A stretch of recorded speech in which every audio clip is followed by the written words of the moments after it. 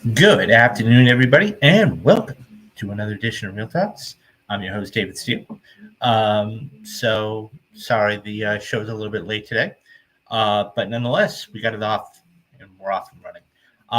Got a big show, a big show, literally and figuratively.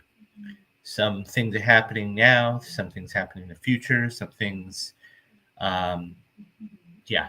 So it's a big show. let's, I don't have anything off the top or anything like that because it's so big. Um, okay. So let's dive right into this. Um, so we all know that Apple and Amazon are some of the biggest hitters out there. And we also know that Apple and Amazon are just tech giants. So it's very interesting when you come across a story that is going to talk about them spending almost $1 billion. And this comes from Variety, and Apple and Amazon plan to spend billions on movies for the big screen. So it may be implausible a few years back, heck, even a few months ago, that tech giants Apple and Amazon would spend billions on theatrical movies. And yet, Apple is reportedly planning on investing $1 billion per year into making films that will exclusively play in cinemas. The news, which is first responded by Bloomberg, comes months after the Amazon's similar commitment to putting 12 to 15 new movies in theaters annually. Could it be that the new Hollywood players actually care about the big screen? Having multiple large streaming platforms decide they need theaters shows that is valuable, which is the biggest concern, said Eric Wold, a media and entertainment industry analyst with B. Riley Securities. Apple and Amazon, the move is not exactly a benevolent bid to help out the legal movie theaters. It's a way to promote their respective streaming services. Ideally, the more attention that a movie gives on the big screen, the more people will want to see it when it's available online and sign up for it or keep paying monthly subscriptions to Apple TV or Prime Video. It helps to lure top talent who don't want their labors of love to get lost in the shuffle of streaming, and it plays a part in the bigger budget movies and to get back in the black. There is an advantage to streamers to put movies into theaters, he says. You can get incremental revenue from other wells compared to going straight to streaming. There's also an inherent risk. Audiences have never been pickier. Long gone are the days when a rom-com that scored 25% on Rotten Tomatoes could earn $150 million at the box office. Just simply putting a movie in theaters at a time when there's too much disposable content on the big and small screen isn't enough. Neither Apple nor Amazon has shown consistency with compelling content. Yet they will need to produce good movies and market them efficiently to cut through the noise and get people to show up. Sometimes quality isn't enough. For theater owners, though, it goes short of euphoria to learn that multiple Hollywood companies, not less, plan to make more movies for multiplexes. Across the movie industry, cinema chains are struggling to recover from the pandemic as ticket sales remain roughly down about 35% pre-COVID. Exhibitionists have pointed to a lack of product as the reason behind the downturn in attendance. So I'm not going to go on and finish the article because it's quite lengthy. However, here's what I'm going to say. This is huge. This is absolutely huge on a couple of basic levels. Number one, the amount of content they're putting in there. That's huge. Number two, it's just a phenomenal number. Think about that for a minute. 12 to 15 theatrical releases per year. That's insane. Now, you think, well, that's a lot. It is a lot. Because if you average it out, that's minimum one a month. Okay. But I will say one thing. They have to, as the story indicates, they have to put compelling stories on the screen. Gone are these, this is one of the biggest. So quickly, you're right, that is more than Marvel. That will be interesting, and I'll get to that in a minute. But it's one of those things where, so one of the most anticipated movies this year, okay, still remaining, I mean, besides Dune, is Killers of the Flower Moon. And it is supposed to premiere at Cannes. That being said, okay, think about that for a minute. 12 to 15 per year. Now, you could say, well, that's an oversaturation, and it might be. But I'm glad to see the some of these tech giants step up and invest some money. Now, it also said here that, and this was an interesting little nugget too, that it said that so they're still trying to recover, and it's encouraging. But having quality isn't enough. But exhibitors have pointed to a lack of product as the reason is the downturn in attendance. Well, I'll tell you right now, in the next 6 weeks, we're going to be getting a whole bunch of great movies coming out. Okay, and even this summer. Okay, so we've got John Wick coming out this week.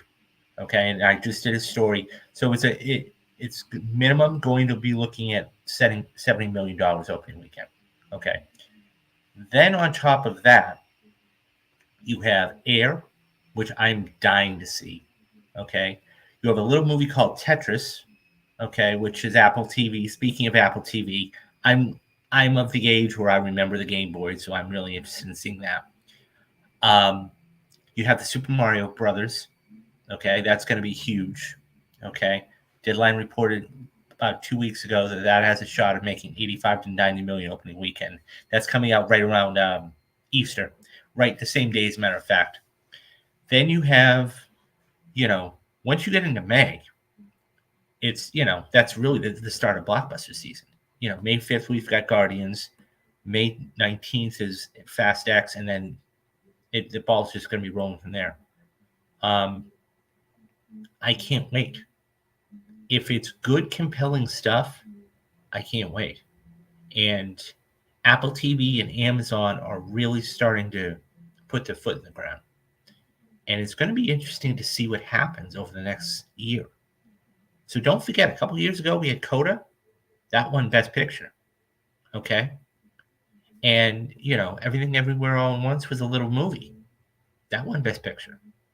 I think you're starting to see the tide turn just a little bit because they have the money to finance this stuff. Yeah, I can't wait. And back to your comment, Coco. So we don't have any Disney releases. So we do, actually. November, we have Elemental. Okay, so that's going to be one of the movies coming out in November. As a matter of fact, they pushed speak to your other comment about Marvel. That actually, they pushed the Marvels back to November. So it's going to be interesting to see. Disney's got a lot of stuff coming out, though. So we have The Little Mermaid. Okay. So we have The Little Mermaid. We have the Marvels, which is technically Disney because Marvel is, okay. We have Elemental. So they do have quite a bit coming out, actually. That will be interesting moving forward. And, of course, you have all the other Guardians. You've got Guardians and a couple other ones. So it's going to be interesting to see what transpires and how that transpires. I think that the fact that you're actually having these streaming companies now coming forward and doing this is huge. I'll be very curious to see what the response of the studios are. Because, it looks like, they've got these big budget movies. So how are they going to, react? You're saying that Elemental looks like a periodic Zootopia. Yeah, it does. So, Disney has a lot of stuff coming out, and it's going to be fascinating to see where they go. So let me ask you guys, what do you guys think? Do you think that, are you happy about the turn of events for Amazon and Apple? Do you think that do you think the movies will be good? If so, which ones would you likely go to see? Do you think that it's too many films? Do me a favor, leave me your thoughts down in the comment section. Okay, so let's move on to the next article. So the next story we have is fascinating because Steve Knight is one of those guys that he's done work before, and now he's starting to even get more work. And according to Variety, and these are all going to come from Variety today, so Steve Knight, who is pictured over there on the far right, okay, that there is Steve Knight, okay, is going to be penning the new Star Wars movie, okay? And it says here that Peaky Blinders creator Steve Knight is set to create a screenplay for the untitled Star Wars movie that Sharmeen Obair-Khan, excuse me if I butchered his name, is attached to direct, as original screenwriters Damon Lindelof and Justin Britt Gibson have departed from. The movie is widely expected to be Lucasfilm's first Star Wars film since The Rise of Skywalker, the 2019's The Rise of Skywalker. More information about the film is about a movie, including a possible title, is expected at the Star Wars Celebration in London in April. So Knight is a veteran screenwriter who launched his career specializing in gritty crime dramas, including the 2002's Dirty Pretty Things and the 2007 movie Eastern Promises, eventually branching out to lighthearted dramedies, including the 100-Foot Journey and Thriller's 2006 Ally. And he's done biopics, of course, Kristen Stewart's Spencer. He's also created and executive produced the BBC period drama Peaky Blinders, which is on Netflix in the United States. Lindelof is best known for the co-creation of the television series Lost, The Leftovers, and Watchmen, brought on by Britt Gibson to write a Star Wars movie together. After turning in a draft earlier this year, the duo parted project in February, becoming the latest creatives to part ways with Lucasfilms after signing and developing one or multiple new Star Wars films projects to greater fanfare. Earlier in the month, Variety reported that 3 separate movies, one shepherded by director Patty Jenkins, and that was supposed to be Rogue Squadron. The other produced and other Marvel chief Kevin Feige had been shelved by Lucasfilms and were no longer in active development. Director D.J. Dillard, who just did the Jonathan Majors film Devotion, told The Wrap in November of 2022 that he was no longer developing a Star Wars project at the studio. And it goes on to talk about the different writers that were there. Look, here's the thing, okay? No, you're right. Rogue Squadron did get canceled. So Rogue Squadron got canceled. I don't know why. I think that would have been I remember the little trailer, 30-second trailer she did to skate down the runway. That was fantastic, and have a life-size X-wing there. That was fantastic. I wish she had done it. I don't know why they canceled it. Anyways, so that being said, now we have a new writer. And so a couple questions have to be asked. Okay. Number one is, what is this going to be? Okay. What is this Star Wars project going to be? Number two, I guess, okay, let me put it like this. I'm tired of Star Wars. I'm tired of Star Wars to the extent of, the fact is that we have had so much, and I call it oversaturation. Okay. The fact is that we've had so many different Star Wars series come out. whether it's The Mandalorian, which, by the way, I will be doing a spoiler cast later on this week for, whether it's Andor, whether it's Obi-Wan Kenobi, whether it's, everything else that, and I know I'm missing a couple. And then you have the Star Wars movies. And I wish they would wait.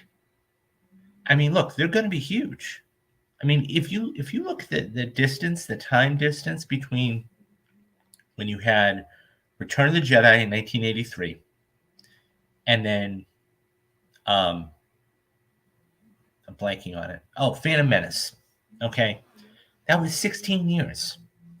16 years. Okay. And then you had 05. Okay. And then you had 2015. And the thing is that it was 10 years. There has been so much content out there that I think people aren't going to respond. I'm not sure if a new trilogy or possible Jedi Fallen or Italian. Yeah, I could see that. I mean, here's the problem, though. Okay, so even if they announce something at Star Wars Celebration in April, you're talking about maybe, and I'm saying maybe, 2027 before you see anything on screen. That's a fact. Because they have to develop it, they have to write the script, they have to film it, and then they've got to do post. You're talking about 4 years. So maybe they put some sort of tie-in. I don't know. I can't see that. But it's one of those things where I'm tired of Star Wars. I really am. I don't get me wrong. I love the franchise. I love the franchise. I can't wait to watch Mandalorian later tonight. But at the same time, when you have too much of a good thing, it can be detrimental. And I think that that's the problem with too much of a good thing, right? It's like Marvel. Marvel, when you have all these films come out, it's an oversaturation. And you just don't want to, you don't want to watch anything that's bad. And Rise of Skywalker, that was, even though it made $1 billion, was a bad movie. Let's call it what it was. I saw it twice in theaters. Once to see if it was, and then the second just to see if it was as bad as everybody said it was. And anyways, what do you guys think about this? Do you guys think that, there's too much Star Wars content out there now? Are you excited for the possibility of a new trilogy? Would you like to see a different story? What story would you like to see? Who would be the villain? Let me know down in the comments and answer all those questions down there, and I'll get back to everybody.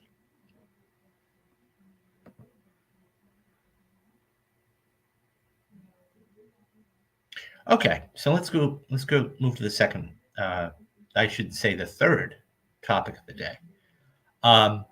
So speaking of Steve Knight, who is just on fire right now. Okay, like I said, he's going to be doing the Star Wars project. This is him over there. There is now talks, and we were talking about Marvel just a few minutes ago. There are now talks. I think, let me preface it by saying this. I love older movies. And when I say older movies, I mean 60s, 70s, older movies.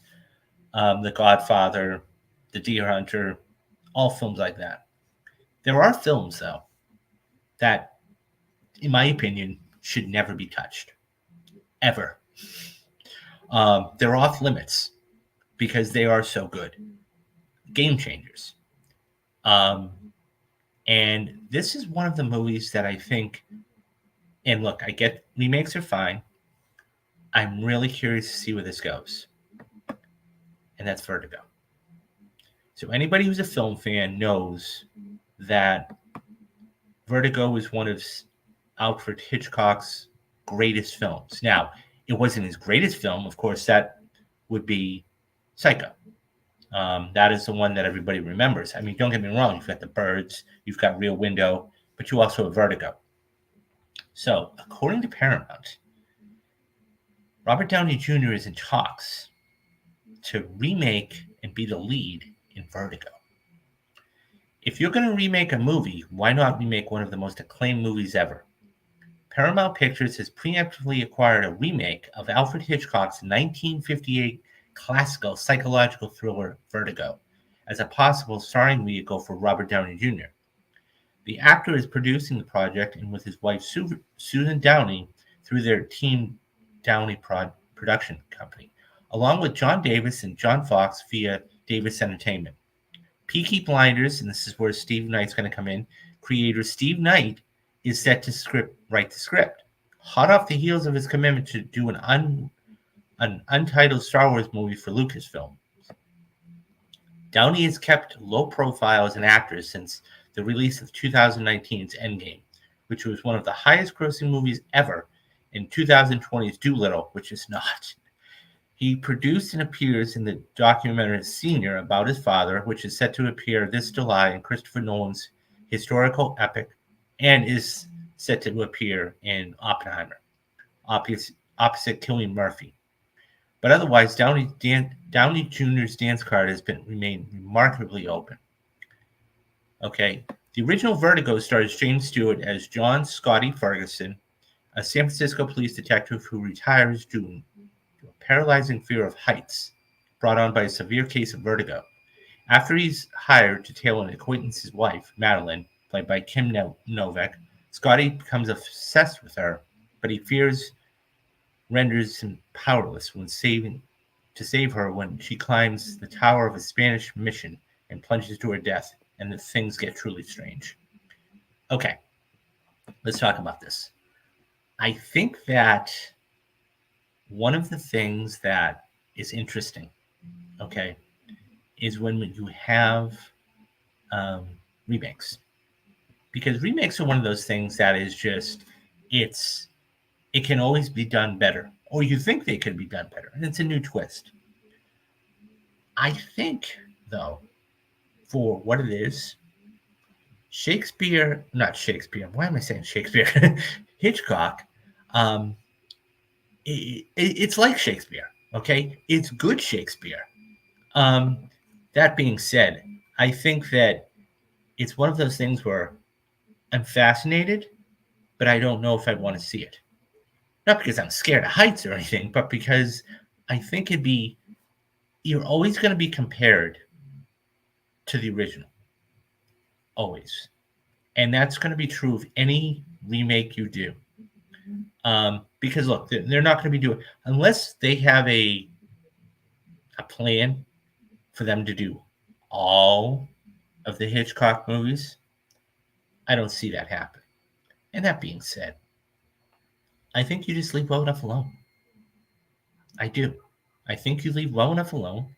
And I think that it's one of those things that James Stewart was an absolute legend. And I think that having a remake of Vertigo, I'm not too sure about. And I mean, we'll see. I mean, Steve Knight's got he's going to be working for the next 5 years at least. Okay, he's going to be doing Star Wars. I will say one thing, though. I do like the juxtaposition. Okay, you're going from Star Wars. Okay, you're going from Star Wars, okay, to Vertigo. I mean, it's a 180-degree turn. So I'm really fascinated to see if they're actually going to do this. The other thing that fascinates me is this. You have all these actors and all these actresses and what they do after Marvel. So, I mean, before his untimely death, you had 21 Bridges by Chadwick Boseman, which the Russos produced. I liked it. It was predictable, but I liked it. You had, I'm sorry. So you not only had that, but then you had Scarlett Johansson, and she was supposed to be in this Nancy Meyers movie here.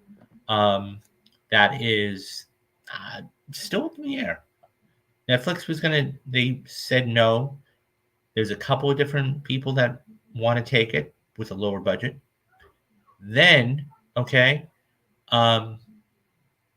You have, Robert Downey Jr. doesn't need the money. I mean, that's for sure. He doesn't need the money. Doolittle was, a complete bomb. So, but it's interesting to see what these actors and actresses do after the fact. But yeah, I think if this gets made, and there's a possibility it will, I think it'll be interesting. It will be very interesting. I'm happy for Steve Knight getting a ton of work because, I think he's going to be a good writer. It'll be interesting to see what happens with the Star Wars series, though. What do you guys think? Do you like Alfred Hitchcock movies? If so, which ones do you like? Do you think they should be remaking Vertigo? If so, who would you actually get in to star? Leave me your thoughts down in the comments and I'll get back to everybody. Okay. So our last story of the day is interesting and is a finale. And I thought we'd do it as the last story of the day because it is the finale of a franchise. And the finale of this franchise, if everybody has seen the movie, the 1996 movie, Mission Impossible, Brian De Palma, which, by the way, I think was his third best film. Believe it or not. I mean, The Untouchables is his masterclass for me. Scarface is number 2. Mission Impossible is number 3 because you're starting up a franchise. So there was a little character, okay, and his name was William Dunlop.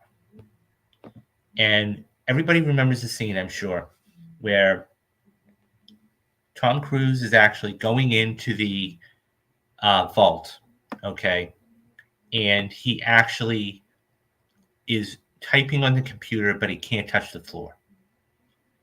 And then, of course, you have the guy slip up there and he has to kill the rat. And then you see the shot of Dunlop, and this is that shot in the top right-hand corner. Full screen this, and this is the shot you see. Because the knife falls and lands on the table just as he's about to open the door, and the alarm doesn't go off. Anyways, this was the before, and this is the after. Now, I know it's kind of grainy, but they're actually going to be bringing him back. So, the actor's name is Rolf Saxton. Okay. After 25 years, Mission Impossible fans may finally find out whatever happened to William Dunlop, the CIA agent from the original movie who was supposed to be watching the highly classified documents before Ethan Hunt drops down from the ceiling and steals them in the now infamous scene. But on his Instagram account Wednesday, Mission Impossible Dead Reckoning writer Christopher McQuarrie reveals that Roland Saxton, who played William Dunlop in the first Mission Impossible, is returning in next year's franchise finale, Mission Impossible Dead Reckoning Part 2. McQuarrie shares a photo of Saxton's character, which now is sporting a beard, the one I'm showing on screen right now, after the original events of Mission Impossible. After Tom Cruise's super spy, Ethan Hunt suspends himself from a cable and drops down from the ceiling of the high CIA vault to seal the knock list. Dunlop was promptly fired and reassigned to a police station in Alaska. Earlier on Wednesday, McQuarrie had also announced that actor Lucy, I'm sorry if I butcher this, Taluk Shah, will be joining the cast. She's dressed in a warmly heavy parka, and that's the picture you see in the bottom left, on what appears to be a snowy base. Could the final Mission Impossible return to its roots and connect to the first film? Ted Lasso star and Emmy winner Hannah Waddingham will also be joining the Mission Impossible Dead Reckoning Part 2 cast, as McQuarrie similarly announced it on his Instagram last month. The movie is set to be released in theaters June 28th, 2024, less than a year after Part 1 on July 14th. So, and they're going to be bringing back Kittredge too. So that Kittredge is the one that when you watch the very beginning of the trailer, that he is that guy with the gray hair, um, and he is the one that's basically the only audio in the whole um, thing. So it's fascinating. Um, I love this though. I love this. I love this. I love this. So I can't wait to see this. This is going to be so much fun, and yeah, it's going to be a blast. I think it's going to be the biggest movie this summer. Um, yeah, I can't wait. And the fact that they're connecting everything after 25 years is really, really cool. I'm not going to lie to you. I mean, Saw kind of did that in its movies, but this is unbelievable. To bring Kittredge back, to bring this guy back. I mean, come on. You can't. It's one of those things where you're like, really? You're actually going to do this? This is going to be so much fun, and it's going to blow up. And I can't wait to see it, and it's going to be amazing. So what do you guys think, though? What do you guys think, though? Do you remember this character back in 1996? Did you ever wonder what happened to him? Are you interested to see what happens with Kittredge? Leave me your thoughts down in the comments, and we'll get back to it. And I'll get back to everybody.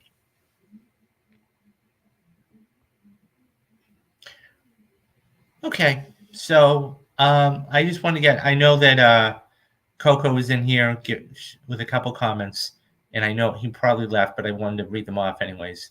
He said, "I remember I saw Rogue Squadron with my dad on the day it released. Such good times. Yeah, the thing is, this would have been such a cool. It would have been such a cool story to tell because it was different. It was something you didn't expect. So, absolutely, I wish Patty had actually gotten her a chance to make this." He says, "I'm not sure if this new trilogy." Yeah, so that was the tie-in. I personally think the recent Star Wars shows cause people saying that I personally skipped the recent Star Wars shows because people were saying they were not so well. Yeah, I mean, I watched a few of them. I watched Obi-Wan, and I think I watched something. I watched The Mandalorian, and the thing is, there's so much content out there that it's difficult, and yeah, I mean, by the way, we're going to be doing a spoiler cast of episode number 4 of The Mandalorian, either tonight or tomorrow. And yeah, so stay tuned for that. Definitely, I think that it's just a lot of stuff out there, and so I'm really curious to see where it goes. I'll be honest, I'm really hoping they don't announce any trilogy, just because it's only been 4 years. Excuse me, it's only been 4 years. It's only been 4 years. So I don't know. We'll see what happens. We'll find out in April. Anyways, guys, so that is it for today. And like I said, I'm going to be doing a Mandalorian spoiler cast. And this week we have John Wick 4 coming out. Couple of weeks, it's Easter. I can't believe it already. I'm not going to go to John Wick 4 because I haven't seen the other John Wicks. So what I'm going to do is I'm going to go see Air, and I'm going to watch Tetris, and I'll give you guys my thoughts on those. And then once May starts, we got a ton of stuff coming up. I'm not going to bring up the graphic, but we've got, Guardians of the Galaxy. We've got Fast 10. June, we got Across the Spider-Verse, Transformers, The Flash, Indiana Jones 5. You've got Oppenheimer. You've got Barbie. You've got Mission Impossible. So you're going to be getting spoiler cast for all those guys. Stay tuned for those. The April Perfect movie, I have not decided what that's going to be. But I am trying to put something together. So I'm going to be doing a whole video on it. But so I am going to be starting to put some stuff together for some stuff for Patreon. So you guys can actually look at that if you like. Check that out. It's going to be very, very, very cheap. So you guys aren't going to have to spend that much money. And yeah, so that's it. So what I'll say is this: do the 3 things you need to do. Be careful, be safe, and have a great rest of the day. I'm David Steele, and you have been watching The Tux. Bye-bye.